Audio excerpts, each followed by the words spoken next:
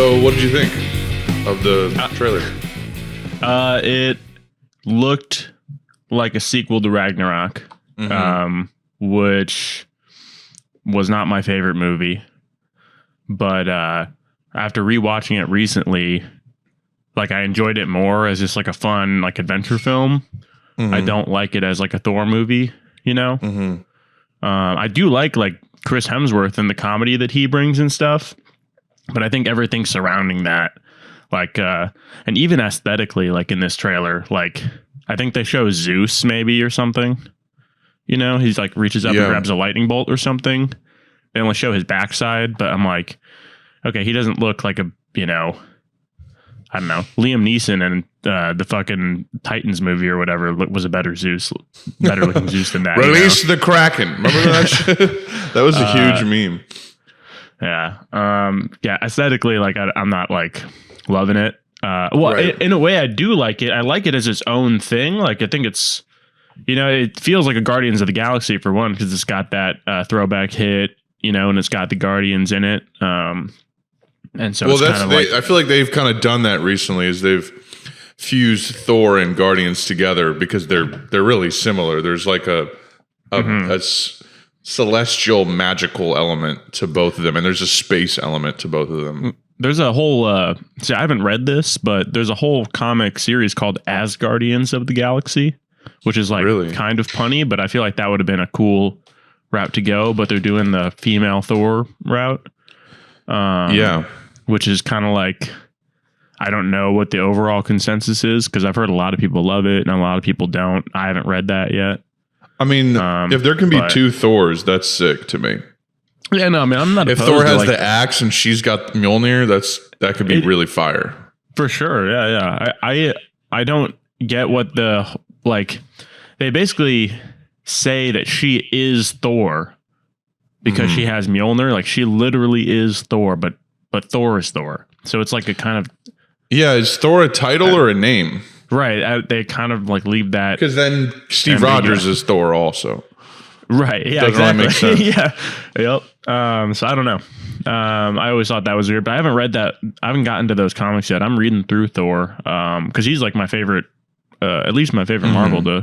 I love how they talk in the Thor books, you know, and how they're written in that old text. Yeah, exactly. And they like Thor is just like so optimistic all the time, and he's just so pure, and like he is like, you know, the Superman of Marvel. To be honest, like he's about, you know, on that power level, and he's like very altruist, and like, I mean, he's more arrogant a little bit, but he learns to not be eventually, just like in the movies. I feel like in the movies they did a good job of him progressing, and he has definitely I think the most interesting progression out of any of the Marvel characters in the MCU in terms of just how Man, though.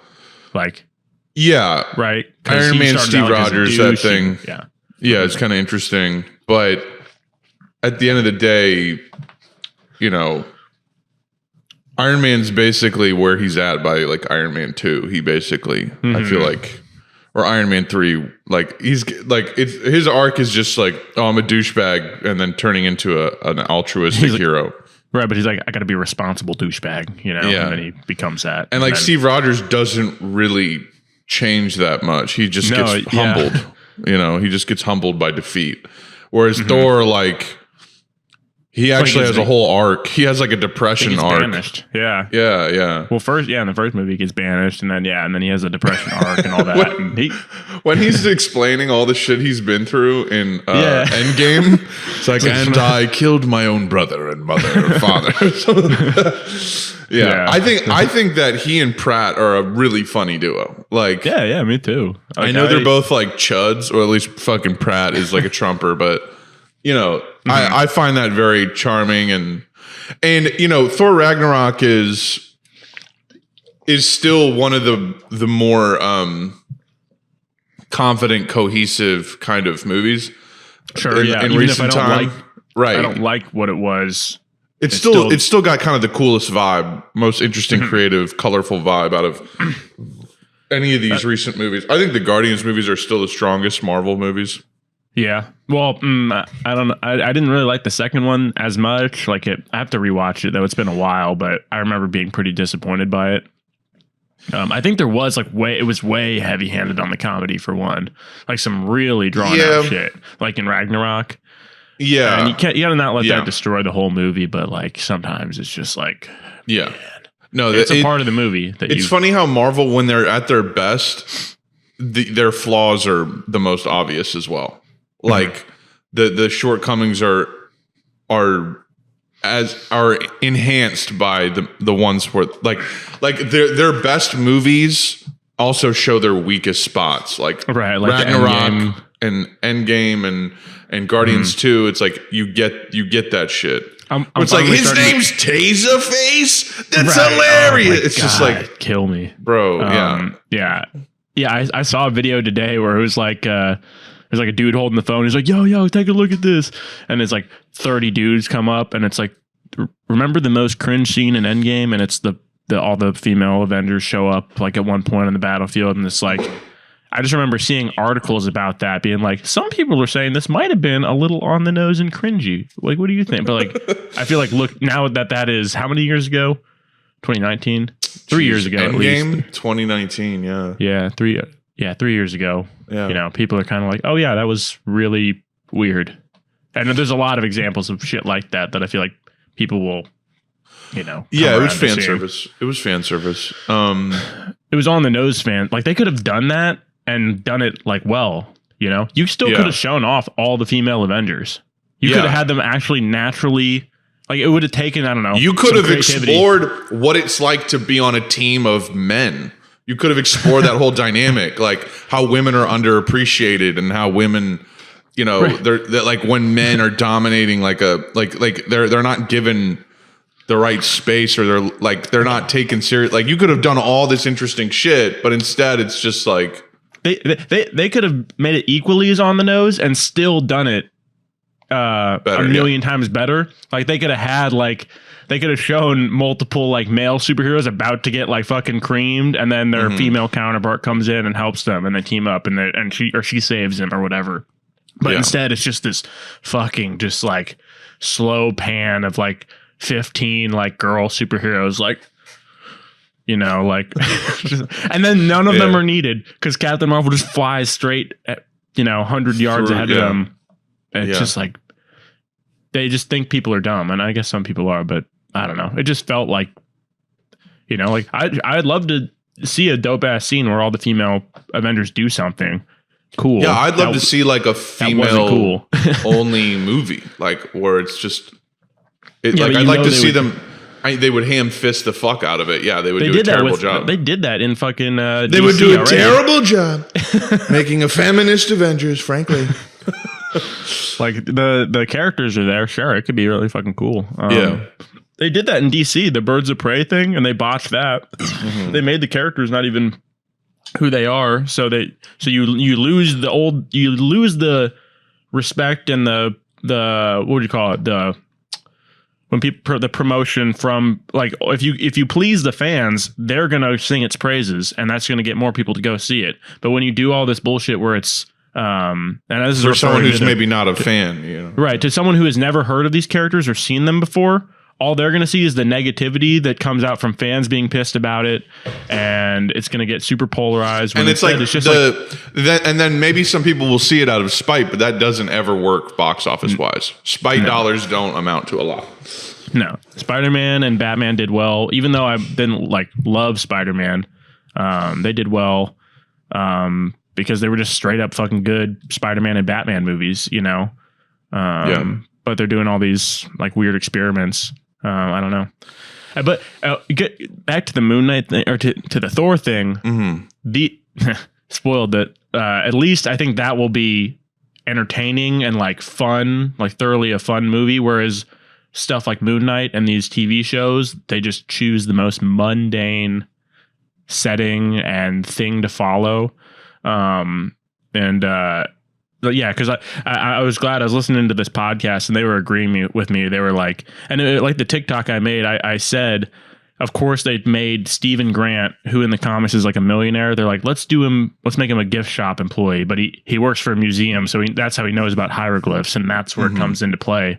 And they're like, see, it did come. I'm like, he couldn't have just been a CIA operative who has a specialty in Right. Ancient Egypt or something.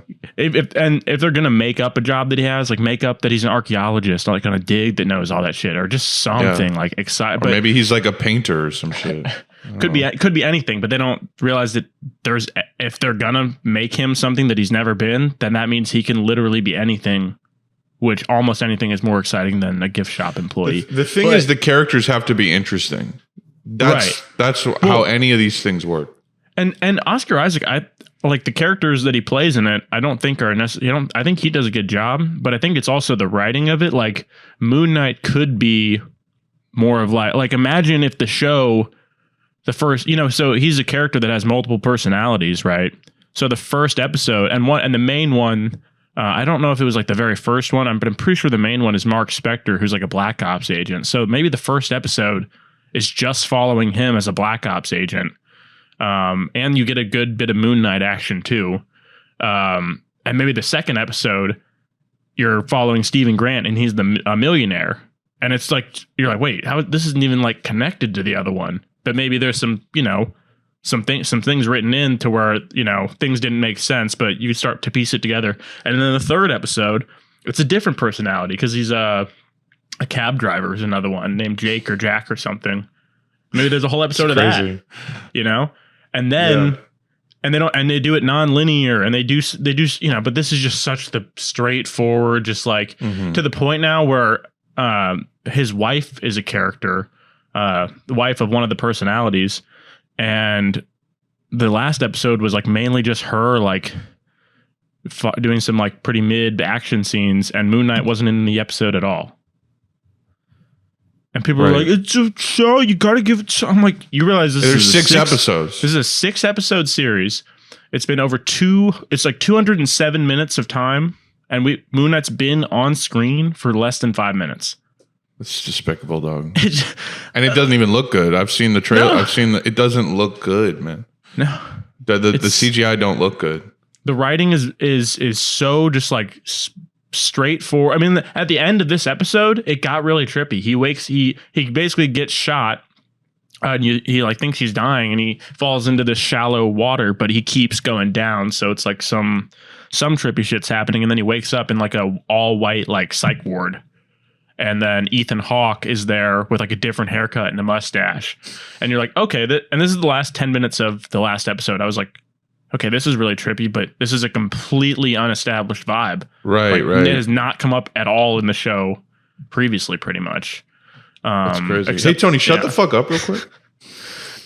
Okay. Okay, it's a bit rude.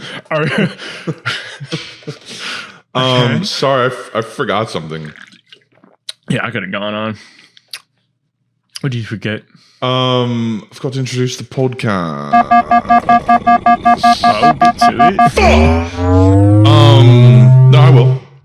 Ladies and gentlemen, we'll get back to what we were talking about. But it is Monday, April 25th, 2022. Welcome to another episode of Woke and Boke.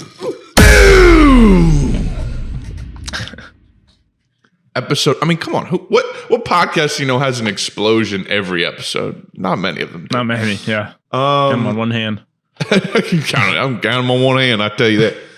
Episode 136 to be quite exact. I am your host. One of them, at least. Connor Boyd, also known as Moschino Dorito. You may know me from TikTok, or perhaps Twitter, or Instagram, or perhaps Jaded Forum. Maybe you've seen an episode of Jaded Forum and you're like, who's this guy? Let's see what he's about. And you've stalked me and you found that this program also exists. So if that's the case, welcome. We do have a lot of new listeners, new watchers, new followers. So we appreciate all y'all. If this is your first episode, usually I am joined, as always, at the very least, by my best friends from the Great Gateway to the West. Max Sanza is typically here. He is busy this week. With work and stuff. He has a pretty dope job. It's kind of a crazy job. He's a live sound guy, so sometimes he gets tied up, and then you get an episode with Tony and myself. That is the other host, the one, the only Tony Harrop is here. Tony, how you doing, man? I'm well. Oh boy. Oh boy, he's well, folks. Well, that just warms my nuts and ball sack to hear. Yeah, we get together every week to just catch up. We've been doing this for a long time, man. October, I think 2019 was when we started this. And I don't think we've missed a single week. We've been late a handful of times. Oh, we've been late. Oh, we've been late. Probably about a dozen times if you're counting in total. But we've also pumped out some extra eppies too. That's true. Don't forget the extra eppies. We drop those. Yeah, but if you're new to the channel, we do this every week. We get together. We just obviously Tony's a big comic book guy. I like superheroes as well. Always kind of have. And we'll talk about that sometimes, but we also talk about movies and music and video games and current events and internet shit, all kinds of shit. And more, and this is what we do. And, you can subscribe to us on YouTube. We'd really appreciate it. That's really the main way you can support. You can also follow us on Spotify if you don't already do that. We're on Apple Podcasts as well as Google Podcasts. So follow us on one of those to make sure you don't miss a single episode. And you can join our Discord, which thank you to someone who emailed me calling me a bozo, saying that the Discord link was expired. I just updated it, so you should be good to grab that. I'll update it in the description as well if I don't forget. You can also follow us on Twitter at Welcome Boke Pod and Instagram at Welcome Boke Podcast to get updates on the podcast every week. And reach out to our Gmail. We take viewer questions and comments and suggestions and shit. WokenBokePodcast@gmail.com is going to be the email address. I'll spell that out for you, though. WokenBoke podcast@gmail.com. Links to all these are listed in the show description. But we're here, Tony. That's the other thing. Tony and I, it was really just Tony and I, but then Max joined, and we've known each other. I've known Tony since we were both shitting in diapers. I've known Max for like 20 years. It feels like I've known Max for a very, very long time. Both of us have. And so, we enjoy this. And like I said, we've never missed a week. We've 136 episodes now. We don't miss. We've got every episode since episode 68 on YouTube. So you can go back and watch those. They are obviously out of date, but it's pretty crazy. I mean, we started this like 5 or 6 months before the pandemic even happened. So yeah, there is an episode where we talk about COVID before it like happened and shit. It's pretty funny. Yeah, like the rumblings of it in like November or December maybe. And I'm like, that's going to be fine. Remember the swine flu? It's the same thing. Yeah. No, it'll pass. Not even worried. It's pretty funny. And then we're like 2 years in, and people are like, wow, people are not wearing their masks at the grocery store? And it's like, oh my fucking God. Like the way people want to wear masks pisses me off. It's okay if it's your decision, you want to wear a mask, whatever. But this thing of like, can you believe people are wearing a mask? It's like, yes. Yeah, I can. 2 years later, 2 years into it, I can imagine that. People are fucking sick of it. People want this shit to be over. They've gotten the jab 3 to 4 times. Yeah, it makes sense that people don't want to wear a fucking mask. I don't wear a mask basically at all anymore. I don't either. I have mine in my car, but like... Yeah, I'll keep mine on me when I'm walking around, but I don't fucking wear it. Mm-hmm. And like I saw a tweet of someone who was like, wow, if you're not wearing if you take your mask off on a plane... I will fucking fight you. And I'm just like, dude, I don't give a fuck. Like, people can wear the mask or not wear the mask. I don't give a fuck. I'm worried about myself. I'm gonna wear my mask or not. And I get it. It's like you're wearing it so that you don't spread it to other people. But like, I don't have fucking COVID. I know I don't fucking have COVID. If I'm positive and I'm walking around without a mask, if I'm walking around, period, then that's irresponsible. But yeah, it's terrible. Yeah. And you're boosted up, right? Dude, I'm boosted. I'll get my 4th shot. Fuck it. I'll go get another booster. Right. You got to establish your because someone could misconstrue this as like a no. Get your vaccine. I'm pro mask, pro vaccine. But when I've gotten a vaccine and a booster, and we're in an open air area, I'm not wearing my fucking mask. I'm sorry. It's not going to happen. Movies, I'm not wearing masks at movies anymore. I'm sorry. No, yeah. The numbers are low. The chances of you getting are very low, especially if you're vaccinated. I did what I needed to do. It's been 2 years. Stop acting like it's ridiculous that people are tired of wearing a mask. Stop that. Mm-hmm. People are human and fucking beings. They're not supposed to. Don't shame people for still wearing masks. No, either. You shouldn't do that either. Equally stupid, maybe more stupid. Yeah, no, the shaming. Like, I remember Joe Rogan posted something that was like, "This is what guys who wear masks in their car like look like," and it was like, I mean, that is weird. But I mean, if you're just alone in your car wearing a mask, it is pretty funny. It's like COVID's in the back seat about to stab you in the back. Yeah, but anyways, Jogan. Yeah, but I guess to cap off what we were talking about, we kind of got on a tangent there. But yeah, I don't know. We'll see. I think the Thor, that could be good. I'm interested to see where this next phase of Marvel's going, because it kind of feels like a multiverse obviously is coming with the multiverse of madness. That movie I feel like is going to be very trippy. Really? Yeah. I'm excited to see. Oh, really? I've seen some stills from it, and it looks really fucking nuts. Yeah. So I'm hoping I'm hoping Sam Raimi really got to fly doing that. I hope he really got to kind of spread his wings on that shit. But I'd like to find some fungus. I'm interested to see what the next phase is, because you had this whole Avengers Thanos arc. So what's next? It can't just be a bunch of random shit like it is now. The Spider-Man arc's not doing it for me. I'm sorry. He's not interesting. He's not as charismatic as Robert Downey Jr. Mm-hmm. There's not a team. I think they did themselves a favor with the reset at the end of this new Spider-Man, to where MJ and Ned don't know him, and his aunt is dead, and no one remembers him. So he's kind of like a down on his luck, like street level Spider. He doesn't have a Stark suit; he has his normal suit. So it's kind of a back to basics Spider-Man. So I think they have a blueprint to do a cooler Spider-Man, like the Raimi trilogy felt like, to where it's like, he's not fucking running around with a jetpack suit, with an AI inside of it.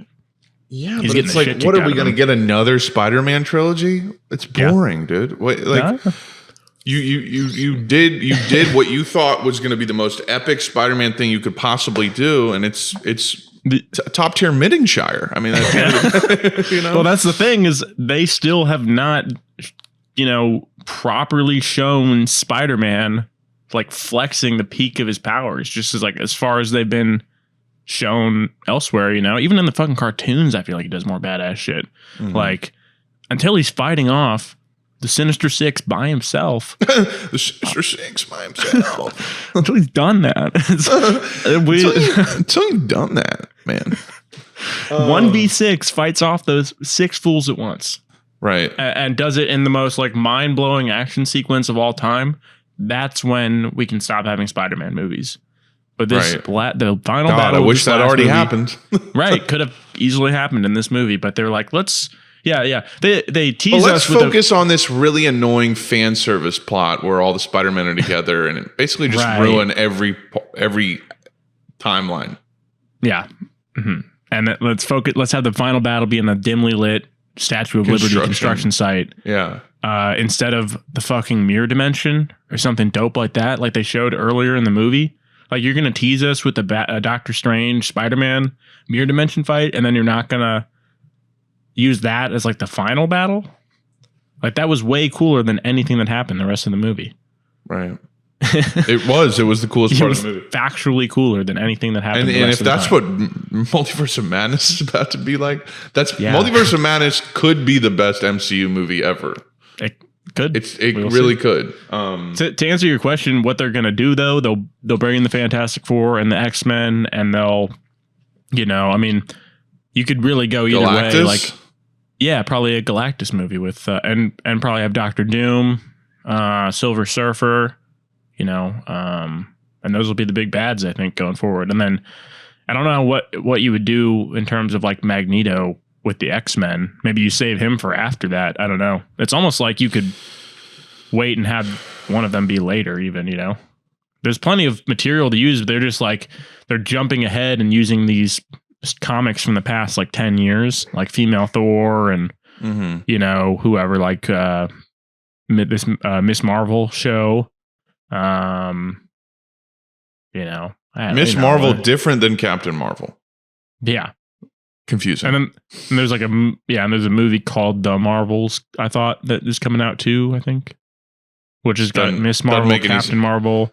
I feel like this is starting to fall apart. I feel like whole... That's because they've been trying to make Carol Danvers like whatever they call her, because she's had a bunch of different names, but they've been trying to like basically have their Wonder Woman, Miss Marvel, Captain Marvel, whatever Carol Danvers is at the time, but it just hasn't worked.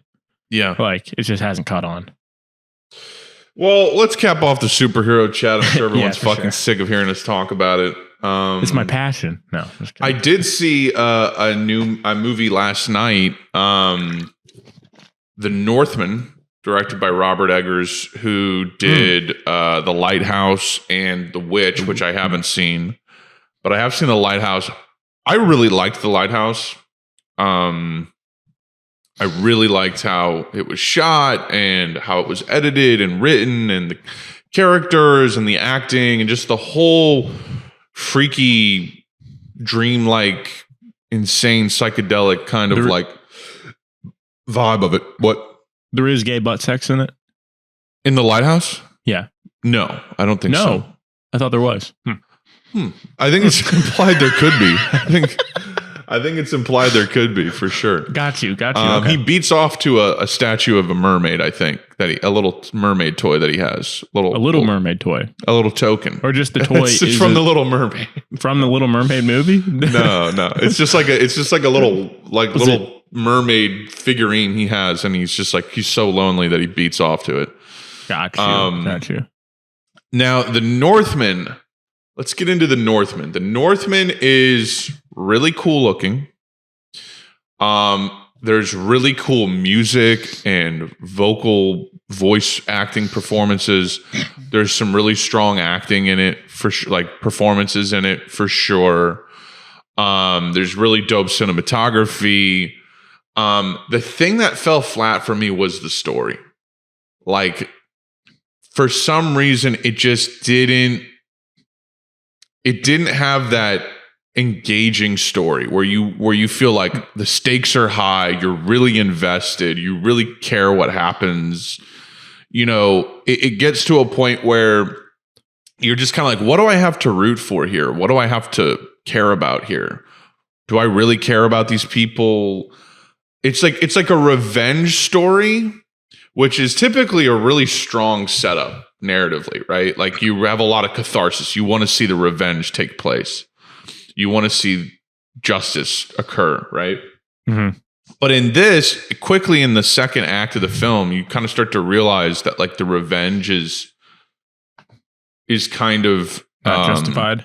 Maybe not as justified. That happens really quickly.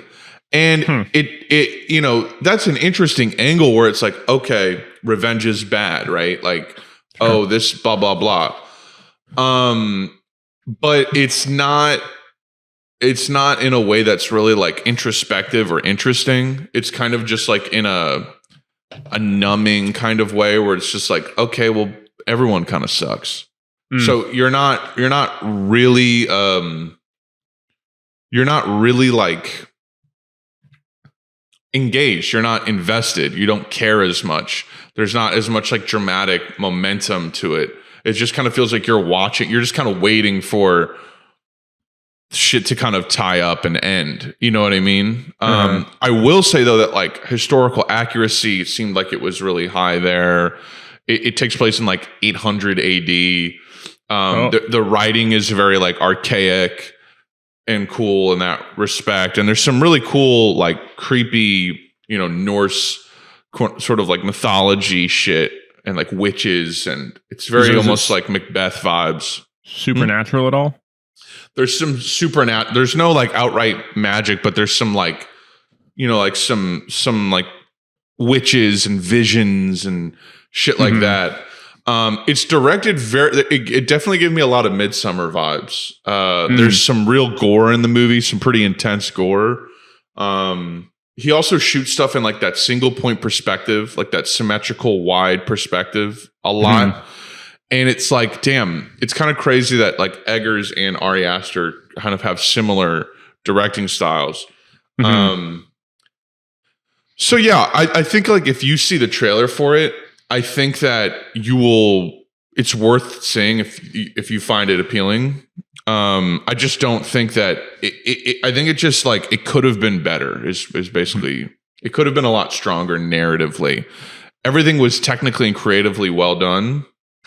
It was really well cast. It's like there's really cool scenes in it, all this shit. But narratively, I just feel like it could have been a little bit stronger. And that's what makes me feel like they should have kind of gone further away from orthodox narrative. They should have made it a little less narrative driven, because I feel like it's about the plot. It's about like what's he gonna do? What's he gonna find out? What's he gonna, and it just doesn't, it's just not that strong to me.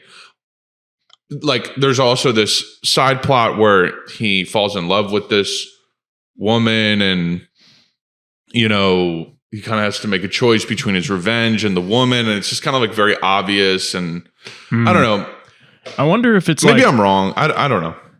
Maybe there's a disconnect because, like, I don't know, just like trying to write people that existed 1,200 years ago, just their mannerisms and the way they act and all that. That's the thing. That he's got in spades. He killed that shit. It's very believable. Yeah, but there's a lot of parts where they're not. There's a lot of parts where they're not, which is cool. No, all the detail is there. It's really just like the mythology of it is not quite as compelling. Like, it's kind of like, it kind of just loses steam. I could be wrong. I'd have to see it again, but I could tell you by the second half of the movie, I was just kind of like waiting for it to wrap up. Even though it was like dope looking and shit. It just like, I knew the plot wasn't going to do anything crazy that I wouldn't expect. I wasn't like, how's this going to, like, you should have. Go ahead. No, you go. I was going to say like Uncut Gems is something where it's just like, you're just constantly like, what the fuck is going to happen next? What is this guy going to do next? What's going to happen next? How's he going to resolve this? Like, it has you by the nuts, the whole movie. This is just like how Everything Everywhere All at Once is. Yeah, that's called good screenwriting. Perfect. Yeah. I mean, to be perfectly honest, that's what good screenwriting is. Good screenwriting makes you engaged and proactively interested in what happens to the characters you're watching. It's that simple. It doesn't have to be morally any way or the other. You don't have to have like, oh, the good guys win, the bad guys lose. You don't have to have that. It has to be, you have to care about what's happening. And if that's not happening, then it's not strong. So, but yeah, I want to see that movie. I've heard nothing but great shit about it. Motherfuckers have teared up watching it and shit. I know there's probably a degree of like, I'm not like the other girls quirky vibe to it, like honestly, like I could see where someone would bring that in, but it's just such a reach, in my opinion. To me, my expectation is it does some quirky, cool, like stylistic things, but it's backed up by an actually interesting screenplay and creative ideas. So even if it does think it's a little bit of a smirk of like, isn't this clever? Like if it does actually deliver, that's perfectly fine. You can be a little confident and cocky and smarmy about your freaky movie. So any bit of that comes across is earned by just how much effort is apparent that they put into every single second of the movie. Right. Yeah. So yeah. No, I definitely want to watch that. I realized when I was seeing The Northman, I was like, oh, I could have seen that movie instead. So yeah, I don't know. Stupid dumb asshole. Stupid dumb fucking asshole. But yeah, we watched American Psycho too. Oh yeah, Little Chow. Why do you have the style section on your floor, Bayman? You got a dog, a Little Chow. Yeah, we did. I was watching American Psycho, and then Tony jumped in to Discord and watch some of it with me. I have a letterbox, by the way. If y'all I review basically every movie I watch. So if y'all want to follow that, you can see my thoughts. But yeah, American Psycho is one of the best movies. It's just not like in the history of cinema. It's not like the most important one or anything like that. In terms of comedies, especially like black comedies, it's a funny movie. I mean, it's just I wouldn't compare it like, oh, it's one of the best movies ever. But I would say it's a 5 out of 5 movie to me. There's nothing flawed about it. I think it's brilliant. Yeah. I think it's a brilliant fucking movie. And the performances are brilliant. The vibe is just like so dark and fucked up and like, but in that sort of estrangement way where it takes place in every day and normal shit, but you just feel on edge watching it. And it's probably one of the best like psycho slasher movies in my opinion. Like I think it's better than like, you know, I don't know. It's just like it's not often you see a movie that's essentially a horror slasher movie, but it's like made up in this really interesting way from the perspective of the killer. From the perspective of the killer, yes, and also like, you know, the comment on kind of the soullessness, insanity of modern corporate capitalism America. And corporate America, and just the whole sensibility we have in this fucked up world of like domination and misogyny and just like greed and everything. It's just brilliant. I mean, it's just a brilliant movie. It's worth analyzing, and you know, I feel like it would be worth reading the book probably even. And I also just watched it because it's such a meme now. Like there's this Sigma male meme of like Travis Bickle and, you know, fucking Anton Chigurh from No Country for Old Men and Ryan Gosling's characters in all the Ryan Gosling movies like Place Beyond the Pines, Drive, and Blade Runner. And then you have like, you know, obviously Patrick Bateman. I even see First Reformed, like the guy from First Reformed being part of this Sigma male thing, like the Don Draper thing. Like there's just all these like toxic men, basically toxic loner, insane people that like young men are both ironically and unironically like relating to. And Bateman's at the center of that. And the memes are, why not, you stupid bastard? Why not, you stupid bastard? I have to go return some videotapes. Just really funny. So that's what got me like wanting to watch it. And I don't know, there's a lot there. There's something really interesting going on there in the psyche, the sort of subconscious of young men right now. His best role. Christian Bale. It literally might be his best role ever. Honestly, it's probably my favorite role he's ever had. I liked him as Bruce Wayne, but I mean, that's a fucking comic book character. Like he didn't really do anything that crazy with Bruce Wayne. I mean, I liked how he looked the part for sure, like just like Alfred. A douchey. The bats, Alfred, they frighten me. It's like, Master Wayne, you literally fight criminals with guns trying to kill you at all. But the spooky bats in the cave, Alfred. The part you're like, what did you say? You're like, you know as well as anyone, bats are the scariest thing in the world to me. Nothing frightens me like bats, Alfred. If I woke up and a bat was on me, like climbing on me, I'd shit my pants, Alfred. Have you seen the one where so it's Alfred or it's Michael Caine? He's like, some men just want to eat an entire bag of sour gummy worms, and he's just got like a Photoshop sour gummy worms coming out of his mouth, and then he's like, it shows him at Bruce Wayne's grave, and he's like, I found you, Master Wayne, and he's got the gummy worms sticking out of his mouth. I haven't seen that at all. I don't know why. Like, some men just want to watch the world. He was playing with a ruby. The size of a tangerine. It's like, Alfred, what are you talking about? You just interrupted me while I was beating off in my room to tell me the story. Alfred, don't come in. Yeah. Anyways, with Tangelo. A ruby the size of a tangerine. Let's get into some of these emails. I mean, we could talk about the Depp and Heard trial. Sure.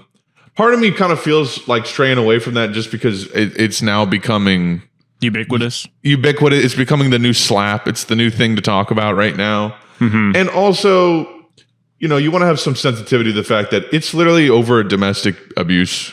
No, I was going to say like, I don't know. There's like videos coming out of like Johnny Depp being like funny in court. Like he is like trying to, you know, like it's just him being himself. Like he's not trying to make a mockery of it. So that is good to try and find some, you know, good in it and all of it. But looking at it like from a bigger perspective, they're both like pretty disturbed, like sad people that need help. Yeah. Both of them. No one's a winner in this case. No, it's a pretty sad exposure of, and it seemed more one-sided. But Johnny Depp has sent some texts, that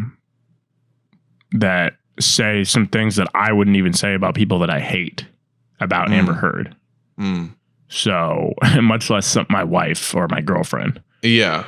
I mean, like some pretty depraved, like. I mean, they're talking about texts from 2013. I didn't know it was that long of a relationship. I mean, to be in a relationship with someone for that long, it's like there's clearly a level of codependency and weird shit going on there. This all blew up in 2016, though. So this has gone on for 6 years. Good God, dude. So they were together, I think, from like 2010 to 2016. But this all has gone on, and he's suing her over an op-ed that she wrote in 2018, in which he doesn't name him, but she says she was a victim of domestic abuse. Which I think there's a strong argument that, okay, you know, from Johnny Depp's side, who could possibly be misconstrued as that's like referring to them besides her ex-husband, whom she claimed beat him up by putting out photos of her beaten up face and then having her doctor testify that she was given a physical 2 days after those photos were claimed to be, and there was nothing wrong with her. So she completely faked that, which is terrible. And she's also got him on record. She records him a lot, which is really sussy. Like, she's clearly trying to. Your Honor, that's just sussy behavior. I don't know what else to tell you. Yeah, and Johnny Depp even says that. He's like, if Miss Heard was so intimidated, why is she staying there recording? You know, because it was him, like, you know, freaking out and like punching a cabinet. So he's like, I punched the cabinets, but I never punched Mrs. Heard. It's like, okay. I beat the shit out of my cabinets while she was around. It's like, that can still be intense. I mean, that could still be she's scary. there recording him, and she even like smiles or laughs, he points out, at the end of the recording or something. She chuckled at the end of it, if you notice, Your Honor. But at the end of the day, I'm not gonna. We have no idea what goes on in there. He had a very abusive childhood because his mom was abusive to him, and she had a very abusive childhood that she passed on. So it's just a lifetime of trauma and drug and alcohol use and depression and him becoming like in this relationship with Amber and it being incredibly toxic, but him not wanting to fail and, you know, basically admit that the relationship has failed. But man, it's just no good for anyone. So no, and it's becoming this memeable thing right now, and it's a domestic abuse. I mean, trial. It's fucked up. And everyone's giving their fucking 2 cents about it, like they know anything about what actually happened. That's why, like the TikToks I made about it were just like very general. Like, I'm not saying Johnny Depp didn't do anything, you know, it just seemed like the judge was allowing a lot of objections from Heard's team. So I made a joke about that. And then the joke about Paul Bettany and him doing drugs, because they literally just read texts between the two of them and stuff. And he and Paul Bettany get down. It's like me and Paul Bettany were doing lines of heroin off of a Nintendo Wii controller for 3 hours. And I said, Paul, would you like another line on the Wii U screen? Dude, the one more thing about it, and we should move on because it is like a sad thing. But there was a crazy incident in which he was in Australia for Pirates 5. He was filming that, and Amber shows up, and they get in an argument, and it makes him start drinking for the first time in a while, and he's like pouring shots for himself, and she takes the bottle of vodka and throws it at him. And it smashes behind him. He gets a bigger bottle, pours it out. She grabs it and throws it at him, and it slices off part of his finger. And he goes into like shock pretty much, but he starts writing on the walls and mirrors in his blood stuff. And then when that runs out, he literally stuck his hand in paint and started writing more stuff. Yeah, I feel like this trial should not be publicly streamed like a goddamn NCAA tournament. It's bizarre. It is, man. I was listening to it. I was like, holy shit. I was like, what? It's like, that's some normal thing I do. I paint the walls with my blood. It's just for fun. It's not an intense penis thing. On one of the paintings in the house. He was like, I don't remember doing that. I was blacked out at the time. I was doing Edward Scissorhands 3, and I chopped off my penis, and I forgot that I had drawn a penis on the wall. Another insane thing that's happening. Yeah, prayers to both their families and just the whole situation. It's really ugly and sad, and I hope that people stop fucking. Movie stars, like, lives are spiraling out of control. Like these ones that we grew up, they were the big ones when we were kids, Depp and Smith and dude, the Smith, dude, whatever movie he's in next is gonna do $3 billion at the box office. Everyone is seeing that shit, and he's gonna slap somebody in it. They have to. They have to make him slap. If anyone will work with him, yeah. Oh, I've heard he's got nothing but movie offers all day. Because everything got canceled for him. Well, so he got banned from the Oscars, but why would you not want the most relevant actor of all time right now in your movie? Everyone will see it. True. Another thing that is a case of, pardon me, another sign that things are not going well in general. I also learned this from a tweet. Didn't even hear people have probably not even heard this on the news. And by the way, if you guys are sticking with us all the way this far into the episode, we appreciate it. Follow us on Twitter, Instagram, all that shit. Email us, welcomebokepodcast@gmail.com. I say we touch on this, and then we'll get into some emails to cap off the episode. But this guy, Win Bruce, dies after lighting himself on fire outside Supreme Court. Have you heard about this, Tony? No. This guy self-immolated.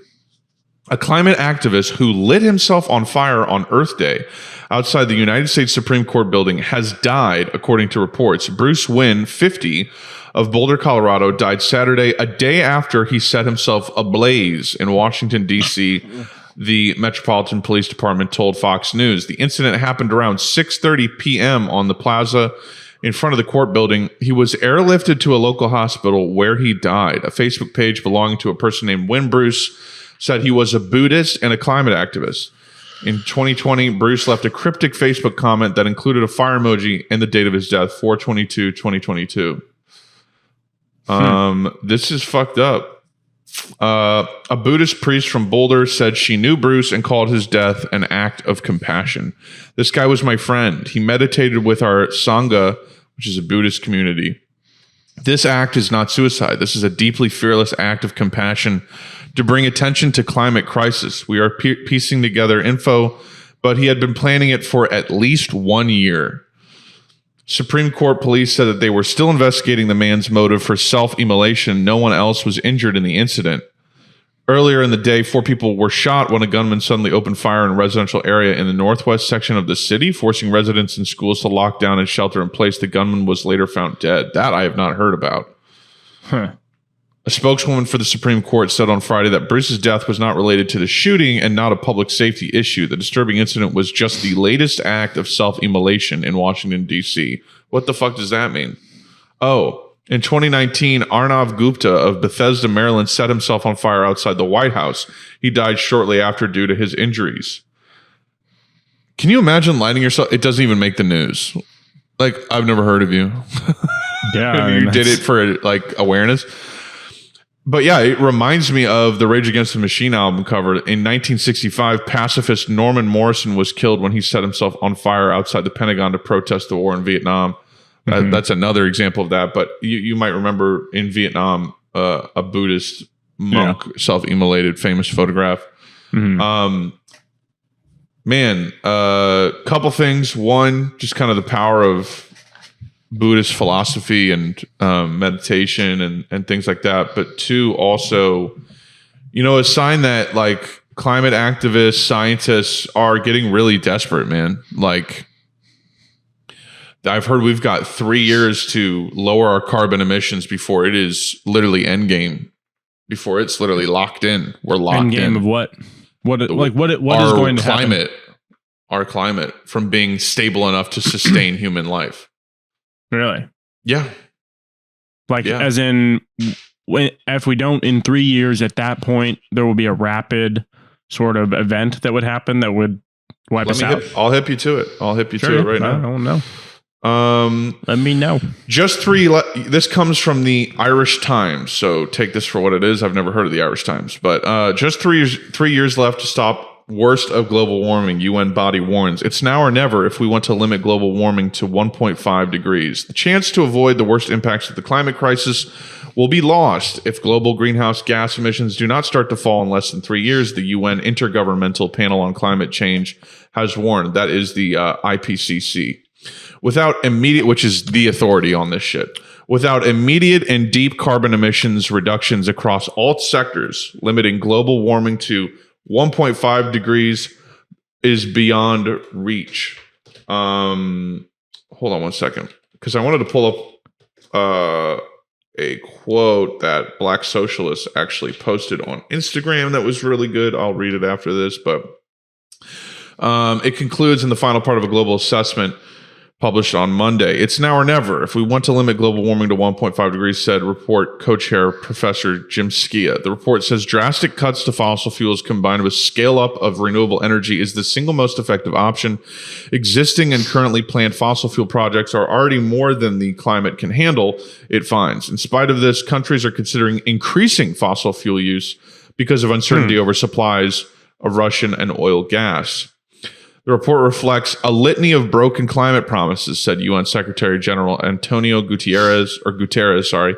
Some government and business leaders are saying one thing but doing another. Simply put, they are lying, and the results will be catastrophic. Minister for Climate Eamon Ryan acknowledged the need to radically and rapidly scale up global climate action to reduce greenhouse gas emissions. Ireland's emissions are currently on a rising trajectory, and green initiatives have been slow to get off the ground. I'm going to try and find another article that maybe supports this as well. Science Times. Yeah, this is, do we really have only 3 to 5 years left on Earth? Here's what climate scientists report tell us. And this is a photo from, I don't know if you guys might have seen it recently, but, a NASA scientist was arrested. This comes from AJ Plus. A NASA scientist was arrested for locking himself onto a Chase Bank in LA alongside other members of the Scientist Rebellion. Commenting on his participation at the said protest, he said he was there at the event because scientists are not being listened to and is willing to take a risk for Earth, which he called the gorgeous planet. While chained to the door, the scientist started to cry, as he also said that he was there for the protests for his sons, elaborating, "This is all for the kids of the world, so much bigger than any of those from today's generation." So, yeah, that was last week. You may have seen that go viral. He said, "We are going to lose everything." They're not joking or lying or even exaggerating. Says this is not the first time that scientists and environmentalists are urging the public to act to save the planet. In 2018, Natural Resources Defense Council reported scientists' predictions of how long the world would last. around 90 climate scientists from 40 nations concluded that if humans don't take immediate collective actions to limit global warming to 1.5 degrees Celsius by 2040, the results would effectively be baked into the planet's natural systems.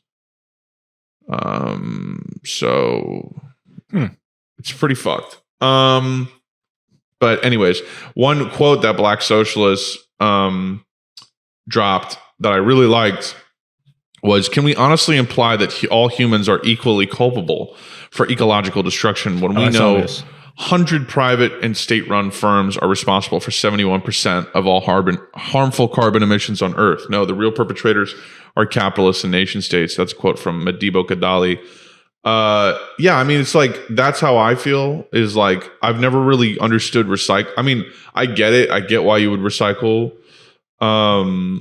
You know what I mean? And I get why, you'd want to have zero carbon footprint and everything. But at the end of the day, it does feel like a bit of a, trying to dry your car off in a rainstorm kind of situation.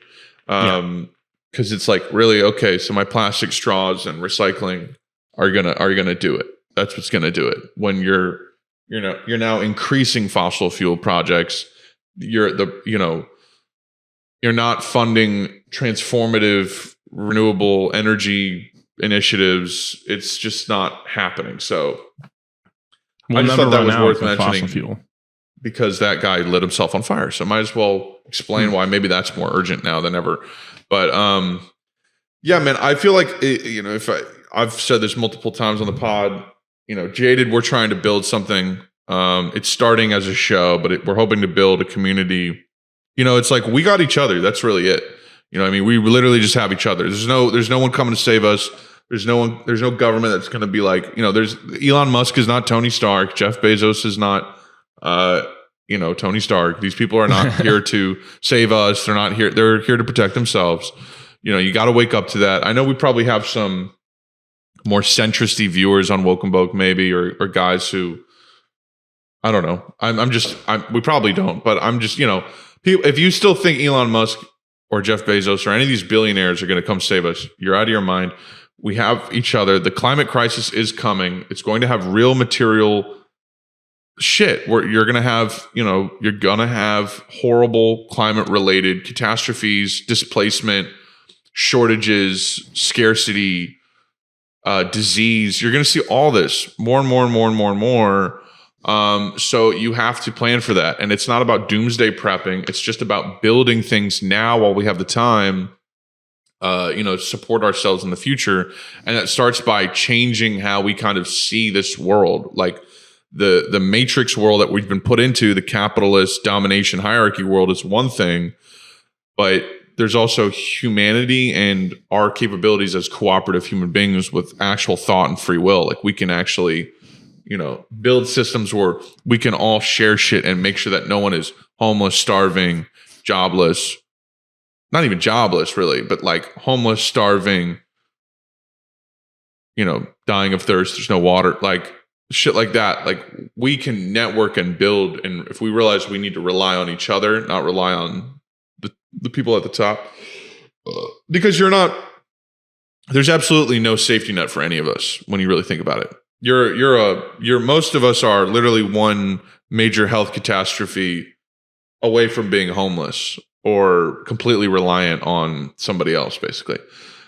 So, it's just something to think about, not to be a bummer, but, there you go. The climate crisis segment of Woke and Boke for this episode. But I do want to get into an email we got. This comes from a pretty frequent scribe writer into the show. Cool. You may recognize Derek. Direct. This comes directly from Direct. It says, fellas, I was at my local gay sandwich shop eating an LGBLT sandwich when it struck me that most people claim to want to support local businesses, yet they boycott Walmart. Isn't Walmart like the biggest local business, since they can be found locally everywhere you go? Curious. Anyways, I want to pose another hypothetical for you gentlemen. All right, before we address that, I would like to address that. I had this thought the other day. People always say, buy local, buy local, buy local. Like, I went and bought some Casamigos, right? Casamigos is George Clooney making a tequila and cashing in on celebrity tequila shit. I've watched videos explaining how that shit is ass. It fucks up the industry. You should buy local. You should buy from a local tequila distiller. You know, buy it real. There's a racism element to everything.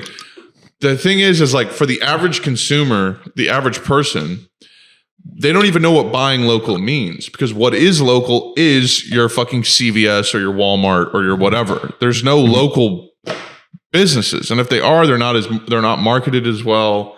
You know, you don't know about them. You kind of have to seek them out. So while I do agree, you should buy local. Ideally, you know, it's a nice thought. You should buy local. You should support local businesses.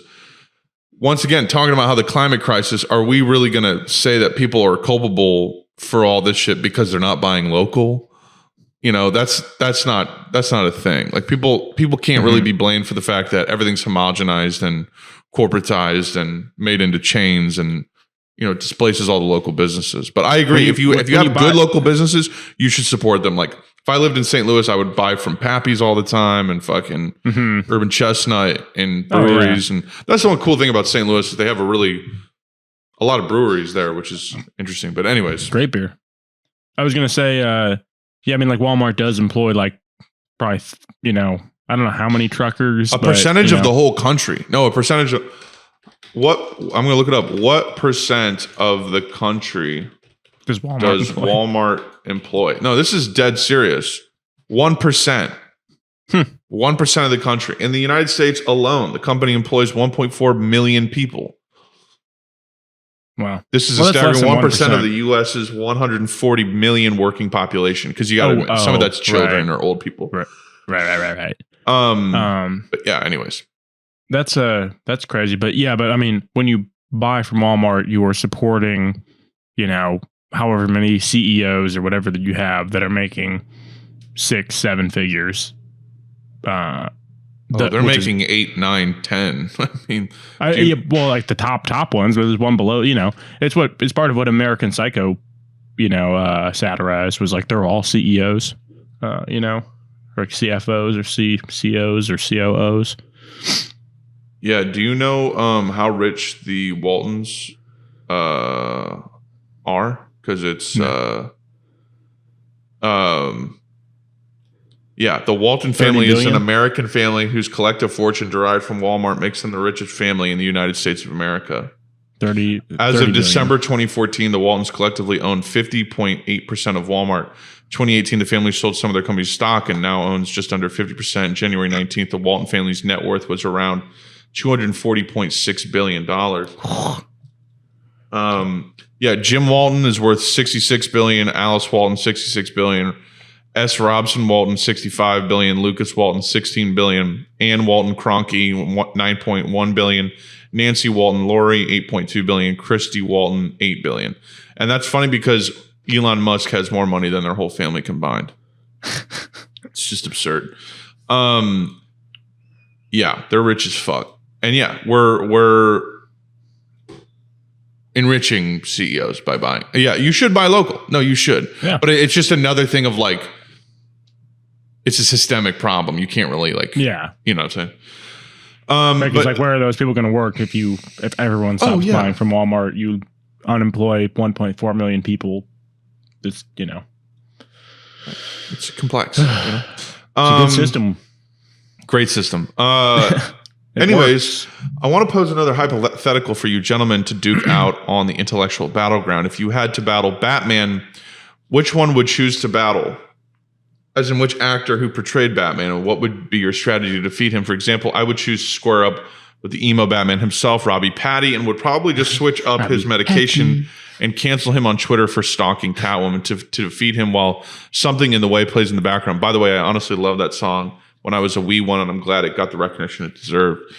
Anyways, have a day that isn't mid, Derek. Wow. That's fantastic. Yeah, I mean, if I had to battle one Batman, it would probably be the Michael Keaton Batman, because his neck is very stiff, and I feel like if I stayed behind him, he couldn't see where I was coming from. Right. The cowl doesn't turn, Yeah, and that Batman was just never really that intimidating to me. He doesn't really fight like that. Dark Knight, Bruce Wayne, that's the guy you don't want to mess with. You know what I mean? I don't know, because like I feel like all you need is a bat, and then you. That's right. It's a bat. I have to go. You win. I concede. Spooky bat. It's like, yeah, but you have to fight me in a bat cave. He's like, get the bats out of here now. Too spooky. Rats with wings, Alfred. It's too scary. I would not fight Batfleck, because that dude will fucking throw a crate at your head and smash it into a concrete and wall. He'll kill you. He doesn't give a fuck. That Batman is. He's like, machine gun. Fucking kill you, Joker. In that deleted scene. Deep voice. Yeah. He's like written to just not be Batman. He's just a fucking murderer. Like, dude, we'll just fucking straight up kill you. He'll fucking straight up kill you. The Ben Affleck Batman will just straight up kill you. Batfleck, he's a great Batman, but he'll just straight up kill you. Which is not how Bruce Wayne is, frankly. Yeah, so that's my answer. So who would you pick, Tony? Bale. Bale? Christian Bale. You just released the bats on his face. Yeah, he's like, oh, spooky. This is not what we had planned. This is not what I agreed to.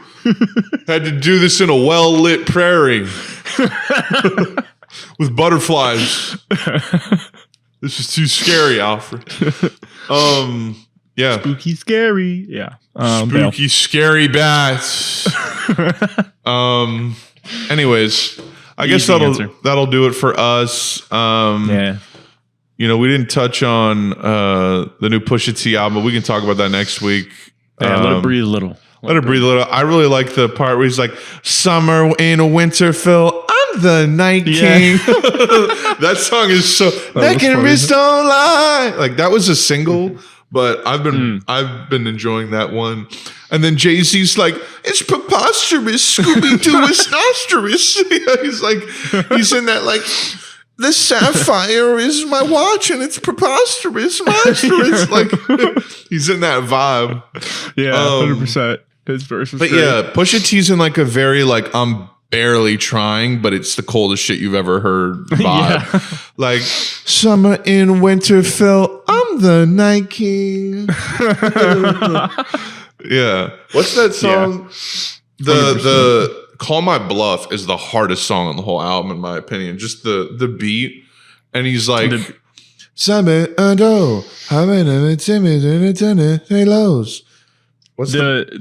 the flow on that one kind of irked me, but maybe I'll have to listen to it again.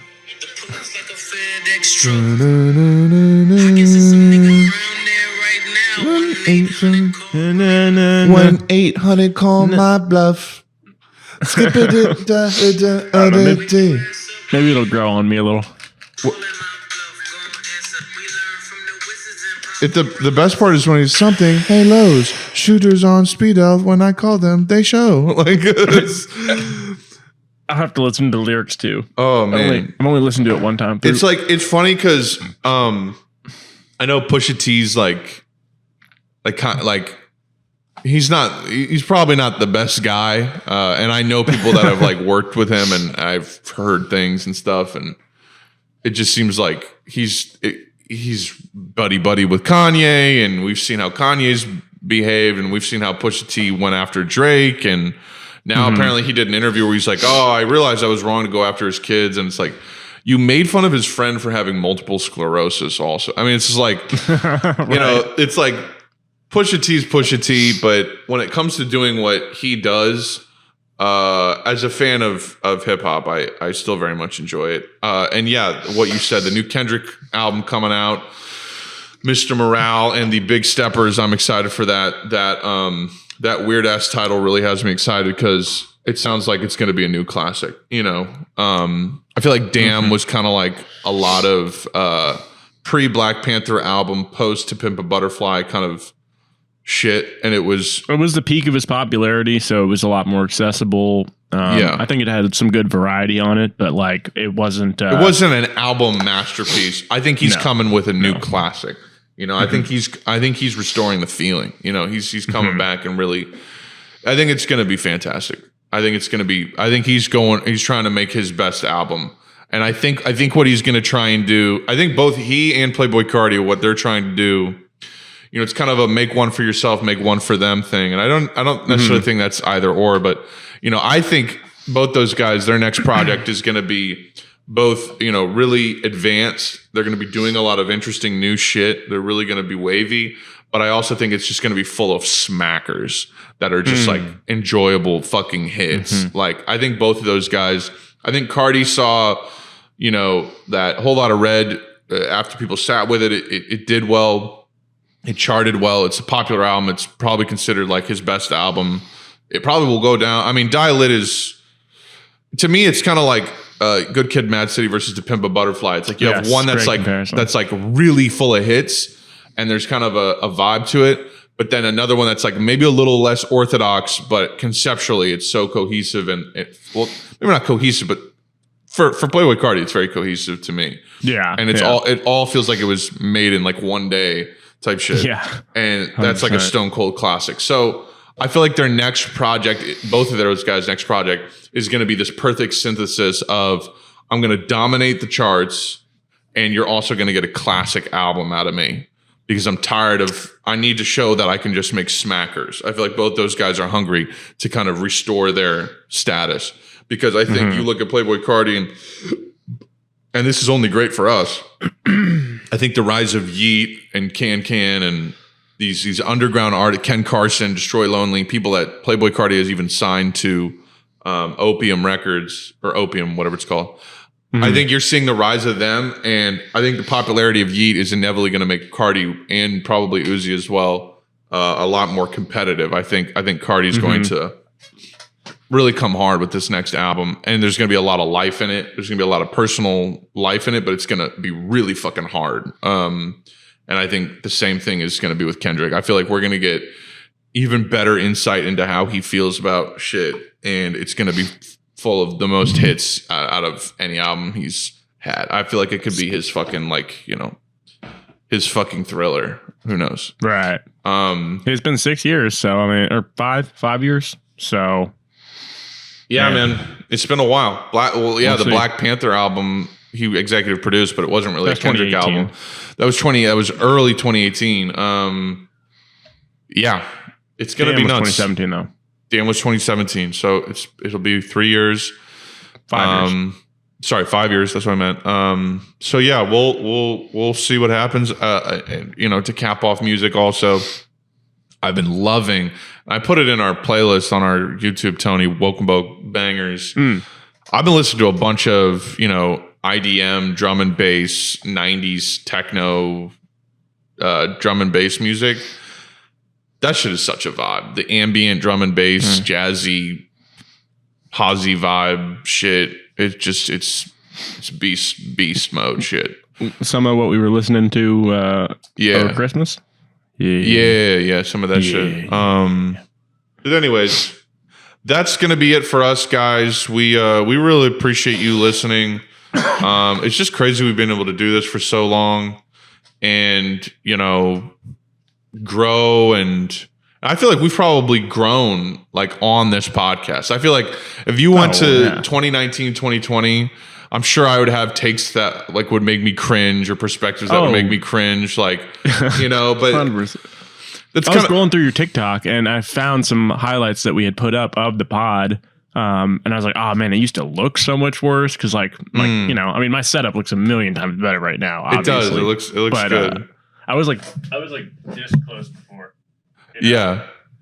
Yeah. And, yeah, we just weren't like all of us weren't even as good at just potting in general back then. Like we're just, and I'll end this by also saying, like, on the growth concept, if you just like understand that you're a human being with flaws and you have a willingness to do better and better yourself and grow, you don't worry about this shit, man. Don't worry about the cringy shit you've said online.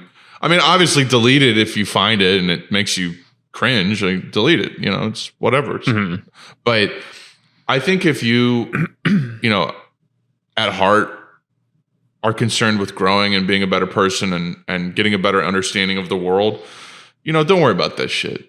I don't worry about that. I mean, I do worry about that shit, but at the end of the day, that's got to be your perspective is, it's about who you are today. Don't worry about the past.